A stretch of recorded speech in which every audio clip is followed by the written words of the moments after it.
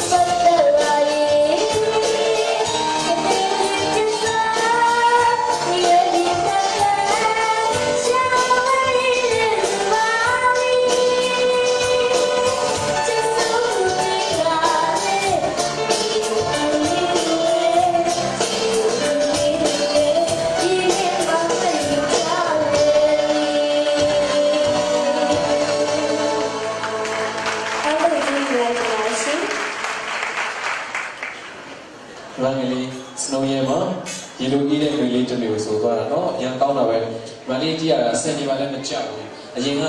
လို့စင်ပေါ်မှာဆိုပြီးတဲ့အတွေ့အကြုံတွေပါရှိတာ ရှိပါတယ် ဒီမှာလေးဘယ်လိုပွဲတွေမှာဆိုဘူးလားလေ ဂီတတကားလေးရဲ့အခြေခံလေးတို့ရဲ့ဂီတမကောင်းရဲ့ပေါ့နော် ဟောတစ်ပွဲတော့ဆိုဘူးလေပေါ့ဒီမှာလေးစုလေးပါရောရခဲ့သေးလား ရပါတယ် စုလေးရတယ်လေ ဂီတတကားလေးမှာတော့နှစ်သိန်းစုပါဒီကျယ်လေးတို့ရဲ့ဂီတမကောင်းရဲ့မှာじゃဒုတိယစုပါ ဟောဒါဆိုဒီမှာလေးစုလေးအများကြီးရ